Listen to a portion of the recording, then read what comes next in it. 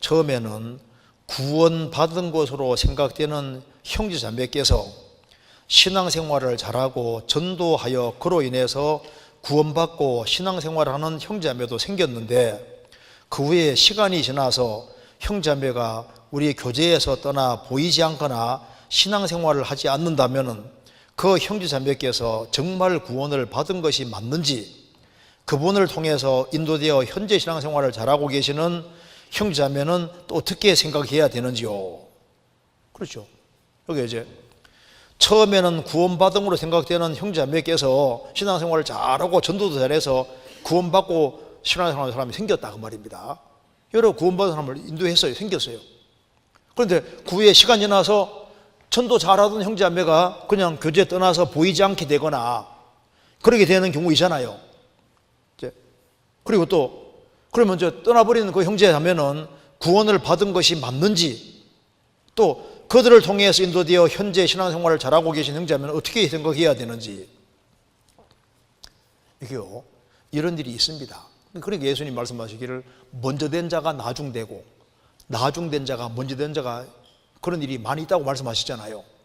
그래서 한때 참 자신이 신앙생활 잘해서 많은 사람이 주님 품으로 인도됐는데 자기가 신앙이 미끄러지는 경우도 있습니다. 있죠. 그러니까 바울 사도도 말하기를 이렇게 말한 겁니다. 찾아보시겠습니다. 여기 고린도전서 9장 보시겠습니다. 9장 25절. 이기기를 다투는 자마다 모든 일에 절제하니 저희는 썩을 면류관을 얻고자 하되 우리는 썩지 아니할 것을 얻고자 하노라.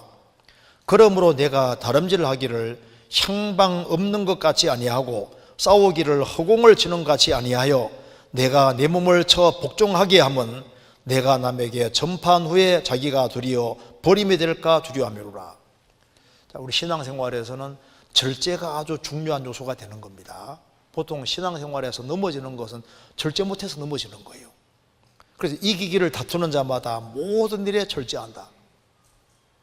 저희는 구원받지 아니한 사람은 썩을 면류관을 얻고자 하되, 이 초대교회 당시에 이 고린도 지역에 매년마다 운동 경기가 있었는데 운동 경기 이기는 사람에게 썩을 면류관 줬잖아요. 우리는 썩지 않을 것을 얻고자 하니까 그 세상 사람보다 더 절제하고 통제하면서 다름박질을 잘해야 된다, 그 말입니다. 그러므로 내가 다름질을 하기를 향방 없는 같이 아니하고, 잘못된 방향으로 달려가면 안 되잖아요. 또 싸우기를 허공치는 같이 아니하여, 허공치면 소용없잖아요. 방향을 잘해 쳐야 되는데 바울사도 말했습니다. 내가 내 몸을 쳐 복종하게 하면, 이게 문제는 자기 육신이에요, 육신. 그래서 내 몸을 쳐서 복종하게 하면, 꼰투하는 것처럼요, 이 몸을 친다는 말이 뭡니까? 굴복시키는 거예요. 그래서 보통 자기 몸을 통제시키지 않기 때문에, 그래서 한때는 신앙생활 잘하다가 넘어지는 사람이 있는 겁니다. 섰는 줄 생각하는 자는 넘어질까 조심하라. 내가 내 몸을 저 복종하게 하면 내가 남에게 전파한 후에 자기가 도리어 버림이 될까 두려워. 버림이 된다는 것은 구원 이루어진다는 말이 아니라 영어로 말하면 디스퀄리파이입니다. 그러니까 실격자, 쓰임 받는 데서 실격자가 될까 두려워한다. 그래서 한때는 쓰임 받다가 자기 통제를 못해서 신앙생활에서 쓰임 받는 데 실격자가 될 수 있잖아요. 그러니까 먼저 된 자가 나중되고 나중된 자가 먼저 되고 이런 일들이 실제로 있는 거예요. 그래서 고린도 베드로 후서 1장에 말씀하시기를 이러므로 너희가 더욱 힘써 너희 믿음의 덕을, 덕의 지식을, 지식의 절제를, 절제의 인내를, 인내의 경건을, 경건의 형제회를, 형제회의 사랑을 공급하라. 이같이 한즉 결코 실족하지 않을 것이다. 믿음의 덕을 세우고 덕의 지식을, 지식의 절제를, 절제의 인내를, 인내의 경건을, 경건의 형제회를, 형제회의 사랑을 공급하라. 그래서 어느 사람은 그렇게 절제 뒤에 인내가 필요한데, 어느 사람은 5년 동안 잘 견디며 신앙생활을 했는데 6년째 사라져 버렸어요. 어느 사람은 10년 동안은 잘 달려봤는데 11년째 사라집니다. 주님 올 때까지 참고 견뎌야 되는데 신앙생활은 주님 올 때까지 해야 되거든요. 그러면 이제 중간에 신앙생활 하다가 안 나오는 사람은 어떻게 되느냐? 근데 구원받은 게 확실하면 걱정하지 말아요. 주님이 징계하든 어떻게든 간에 세울 수 있는 능력이 있기 때문에 그 사람은 또 신앙생활 잘하다가 격결을 샜거든요. 오랜 세월 지나도 돌아와. 생명 있는 사람은 주님께서 제자리에 갖다 놓을 수 있습니다. 너무 말 안 들으면 성경에서 죽여서도 데려간다고 되어 있잖아요. 자, 그래서 여기 성경 로마서 한번 보실까요? 로마서 14장 한번 보세요. 4절입니다. 남의 하인을 판단하는 너는 누구뇨? 그 섰는 것이나 넘어지는 것이 제 주인에게 있음에 저가 세움을 받으리니 이는 저를 세우시는 권능이 주께 있음이니라. 구원받은 게 확실하면은 주님의 종입니다. 그래서 남의 하인을 판단하는 너는 누구뇨? 그 섰는 것이나 넘어지는 게 제 주인에게 있음에 저가 세움을 받을 것이다. 구원받은 게 확실하다면은 주님의 자녀이기 때문에 세움을 틀림없이 받을 것이다. 왜? 저를 세우시는 권능이 주께 있습니다. 구원을 확실히 받은 사람은 주님 손안에 있고 주님 손바닥 안에 움직이니까 주님께서 이제 곁길로 가면요, 자 봐라, 계속 곁길로 가고 있네. 그래, 딱 봐서 도를 넘으면요 정확히 징계하시고 거꾸러지게 하시고 돌아오게 하시고 간섭하셔요. 구원을 받았다고 하는데 곁길로 가서 세상적으로 마음대로 살아가는데 아무 일도 없다. 징계 없으면 뭐라 했습니까? 사생자라고 성경이 말하고 있잖아요. 징계가 있습니다. 그래서 다른 사람 전도했는데 또 넘어졌고 구원받은 게 확실하면 또 주님이 세우셔요. 그 사람 안 나오는데 나중에 안 나왔는데 나중에 저 또 지방교회 또 가 있거든. 어디 가 있고 또 주님께 혼나가지고 또 돌아오고 또 주님이 다 간섭하시니까 일단은 정말 거듭났다는 게 중요한 거예요. 거듭나면 하나님이 아버지니까 하나님 아버지께서 세울 수 있는 권능과 힘이 있어요. 그렇잖아요. 그래서 우리 성경 보면 볼수록 남 걱정하지 말고 내 걱정부터 먼저 하고 내가 신앙생활을 잘하는 게 참 중요한 거예요. 그렇잖아요. 이거 넘어가고 그 다음에 이제 이거 하나만 마지막으로 봅시다. 이거 구원받기 전에 전과 비교해서 엄청나게 많은 성품의 변화와 삶의 목표가 바뀌었고 구원받은 지 약 40여년이 흘러서나 부드럽고 유한 마음과 성격으로 쉽게 바뀌지 않고 있습니다. 예수님의 성품을 담고 싶은데도 불구하고 아직도 급한 성격과 욱하는 성격 여전히 있는데 어떻게 하면 될까요?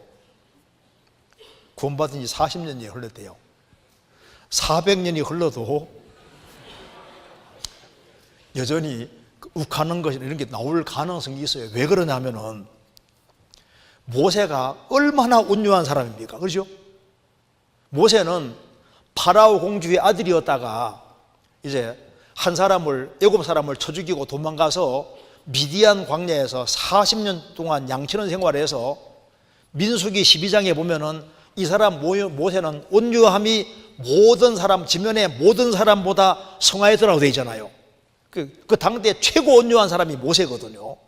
근데 모세가 이스라엘 백성들을 이끌고 40년 동안 이제 출애굽에서 광야 생활하고 이끌고 가는데 이스라엘 민족이 얼마나 그 모세를 괴롭힙니까? 모세가 다 참고 견뎠잖아요.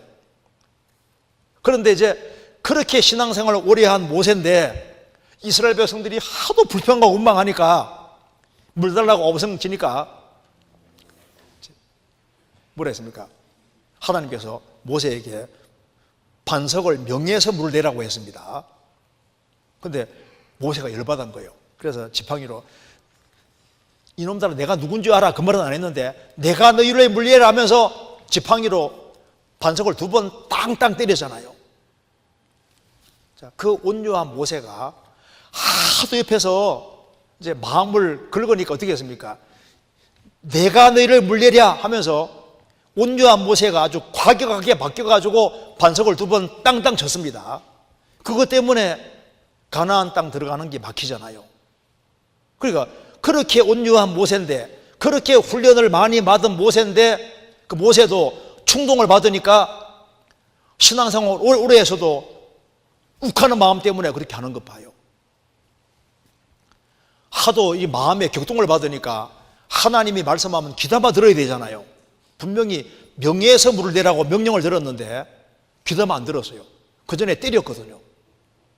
2번 땅땅 쳤습니다. 그래서 주님께서 말씀했습니다. 모세는 하나님 명령을 어겼고 그 다음에 하나님의 거룩함을 드러내지 않았다. 물을 내시는 분은 주님이신데 내가 물 내랴? 자기가 뭐 굉장한 것처럼 내가 이렇게 했는데 나 못 알아줘. 자기 우쭐을 하고 자기를 상당히 높인 거예요.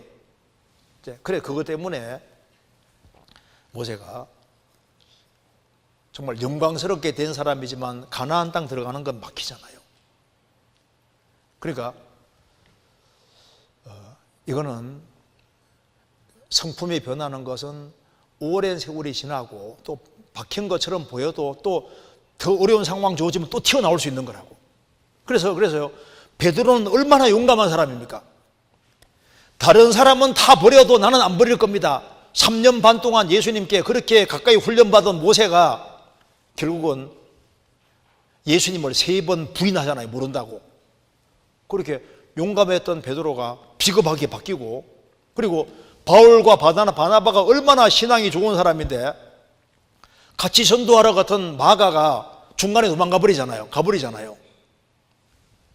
다시 이제 선교할 때 바나바는 마가가 자기 조카니까 데려가자니까 바울 말합니다. 선교하러 가다가 중간에 그만둔 사람 못 데려간다. 이것 때문에 심히 다투어서 피차 갈라서는 것이 사도행전 15장에 나오잖아요. 그 위대한 사도 둘이, 바울과 바나바 둘이 마가 때문에 다투는데 보통 다투는 게 아니라 심히 다투다. 심히 둘이 갈라졌는데 누가 잘못했습니까? 물론 바나바가 잘못한 겁니다.